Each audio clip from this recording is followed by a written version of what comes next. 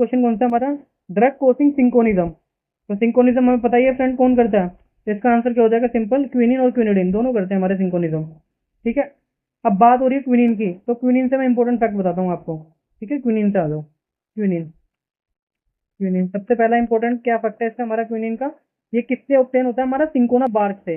ये किससे ऑब्टेन होता है हमारा, सिंकोना बार्क से ऑब्टेन होता है। ठीक है, एंटी मलेरियल ड्रग होता है। अगर मैं बात करूँ कैटेगरी तो किसमें आता है ये आता है 4 किनोलिन मिथेनॉल डेरिवेटिव होता है ये 4 किनोलिन मिथेनॉल। अगर मैं बात करूँ इसकी क्या होता है, एंटी मलेरियल है, 4 किनोलिन मिथेनॉल डेरिवेटिव में आता है ये। ठीक है फ्रेंड्स, और अगर मैं बात करूँ इसके मैकेनिज्म ऑफ एक्शन, तो ये कैसे काम करता है, ये क्या करता है, act on heme polymerase, heme polymerase of plasmodium falciparum, polymerase of plasmodium फाल्सिफेरम।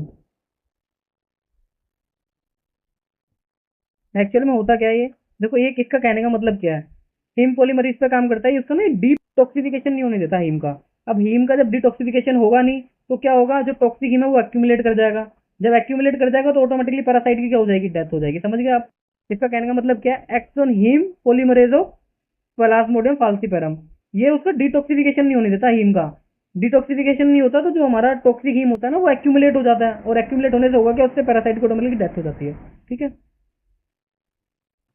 और इसका यूज क्या है, यूज क्या है, अगर मैं बात करूँ इसका यूज, तो ये इफेक्टिव होता है, इफेक्टिव इन क्लोरोक्विन रेजिस्टेंस। जब क्लोरोक्विन का रेजिस्टेंस हो जाता है ना हमारा, तो उस केस में हम क्यूरिन देते हैं, chloroquine resistance, chloroquine resistant malaria.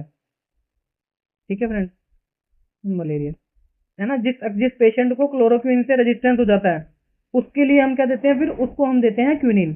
ठीक है, अगर मैं बोलूँ drug of choice, drug of choice in malaria, malaria में ड्रग ऑफ चॉइस हमारा क्या होता है फ्रेंड, तो ये मोस्ट इंपोर्टेंट क्वेश्चन है, drug of choice in malaria, तो ये होता है आपका क्लोरोक्विन। ये क्या होता है आपका, chloroquine, drug of choice in malaria is chloroquine. ठीक है, ये सारे इंपॉर्टेंट फैक्ट जो मैंने आपको बता दिए। अब चलते हैं हम इसके एडीआर के ऊपर।